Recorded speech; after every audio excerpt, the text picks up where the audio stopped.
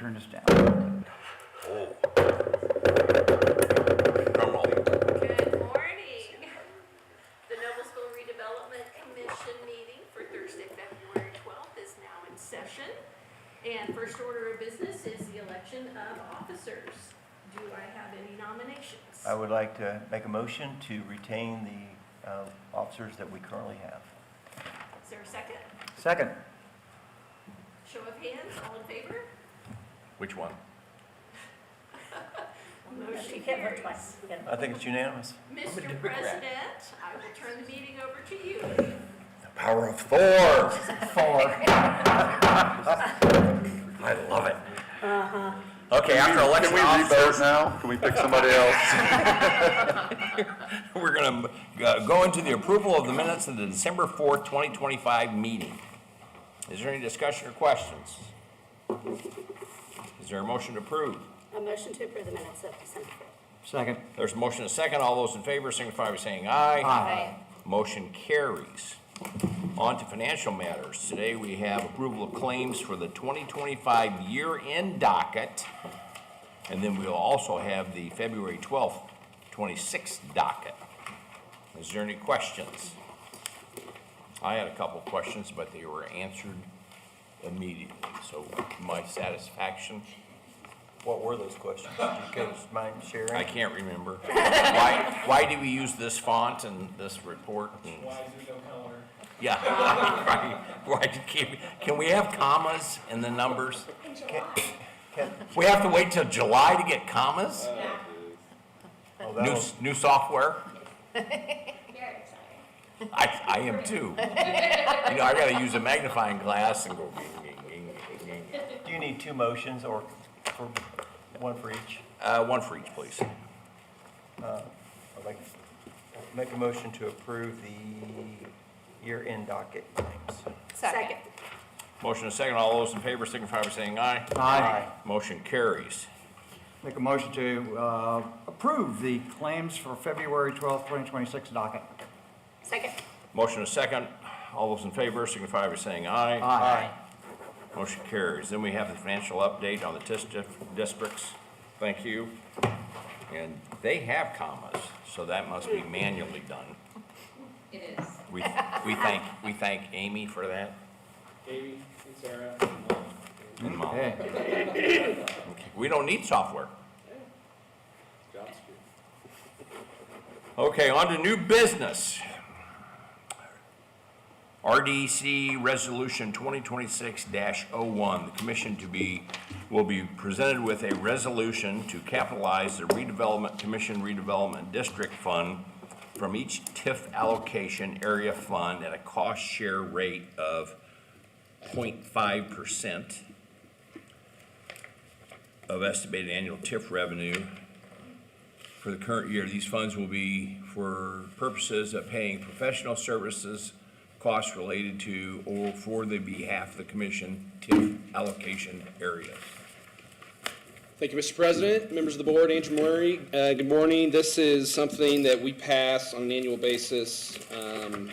As President Martin just described, we're taking 0.5% of all of our TIF revenues and transferring that into Fund 500.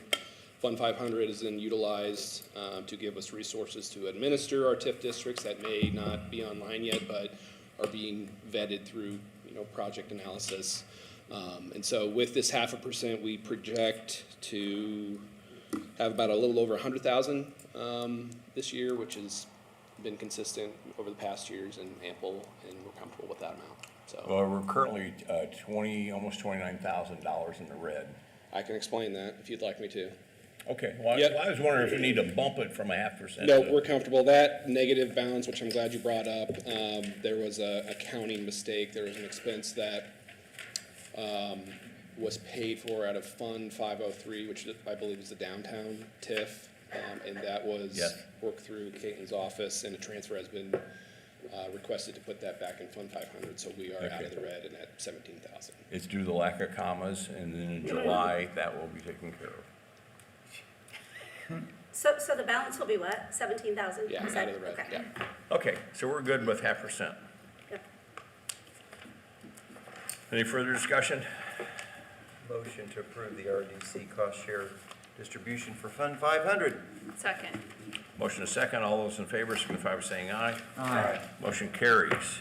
On to new business B, Kittles Properties. The commission will be presented with a consent and subrogation agreement between Kittles Properties LLC, Lake City Bank, and the commission. The city of Noblesville and the commission entered into an economic development agreement, including I'm reading the wrong form. Kittles and Lake City Bank have are entering into a construction loan agreement for the construction loan for the new Kittles Furniture and Design Center. The consent and subrogation agreement acknowledges that the forgivable loan is a junior obligation to the construction loan. I agree. Yeah.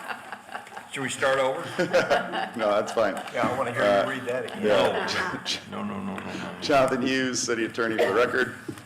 What is before you is, as Jack just eloquently read from our memo, a consent and subordination agreement. So we had an agreement with Kittles where the project was incentivized, at least in part, if not in full, with a forgivable loan. That forgivable loan comes with a mortgage that's attached to the project to make sure that the project gets constructed. We always knew as part of that, they were going to have to get additional financing. To get that additional financing, Lake City wants to make sure it gets paid back because our loan was always intended to be junior. This just documents that up that we'd be junior to their mortgage. So we respectfully request your approval. And you don't have to read the whole memo in your motion. I'm trying to find the agenda. Here, Somebody stole you it. can unlock. So Lake City will they'll hold the mortgage? Lake So- City will hold okay. a primary mortgage, and then we will have a junior lien on the property.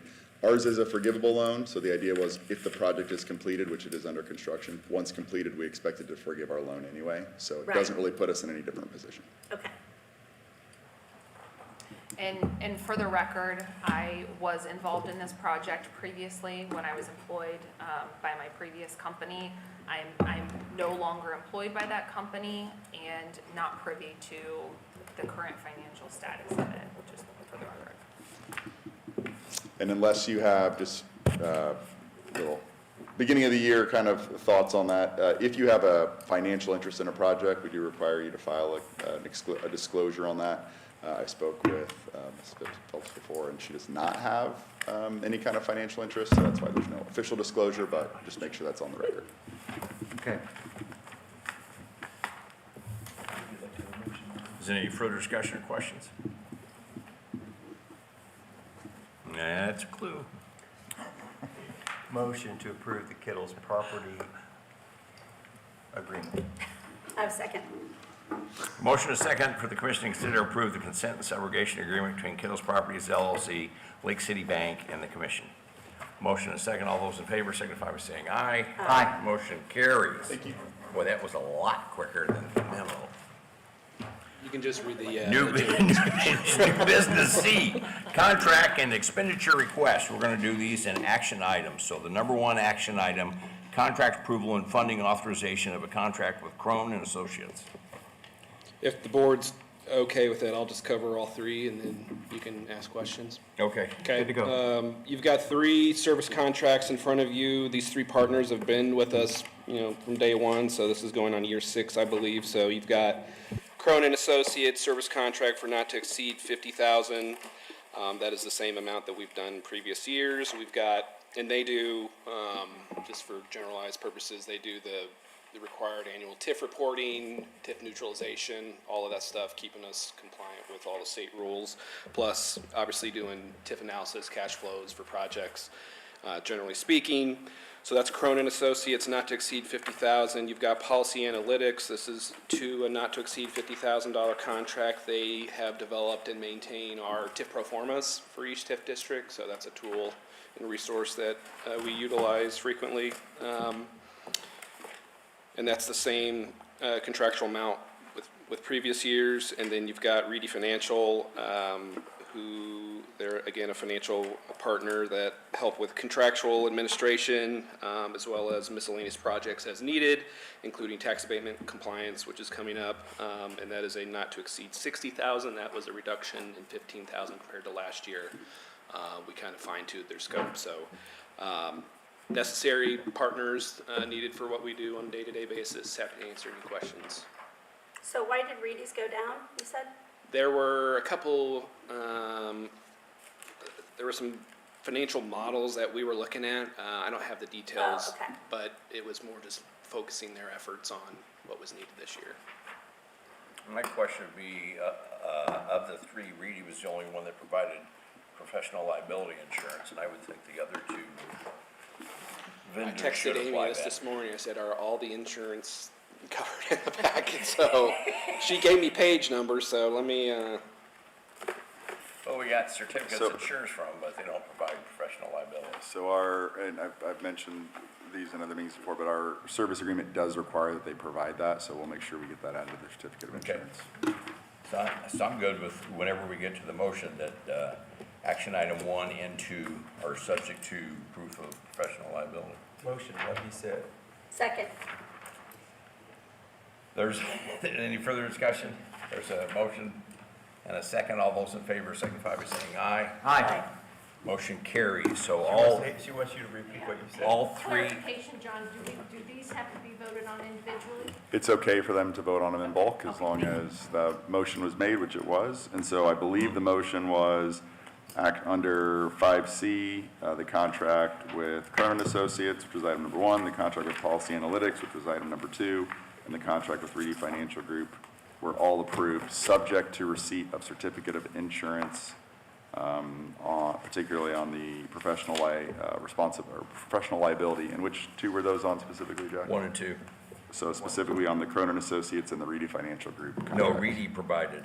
Okay, so The Policy analytics, Analytics. policy analytics. Okay, so it should be 2 and 3. Cronin. So Policy Analytics and 3D Financial I Group. think this happened. No, Reedy Financial provided. So Cronin, policy it's- analytics. Oh, I'm It's sorry. not listed. 1 and 2. Cronin Associates and Policy Analytics. All right, I will say that again so that we can get it. No. Okay, you got it? Okay, great. We got it the first time through, we just want to make sure it was okay. Yeah. Any other additional business for the commission? I've got one, Mr. President. I've got one. I'd like to introduce our newest team member, Molly Hostetler. She's in the audience today. Molly's our new administrative assistant. Week 2, she comes to us with a strong background in administrative and project support. Excited to have her. She's already made a huge impact in the department in week 2, and we look forward to seeing her growth over the years. So, welcome, Just- Molly. Introduce yourself. Wait until you Yeah, get thank commas in July. The department's just gonna soar. Thank you. No further business in front of the commission. We are adjourned. Thank you for attending.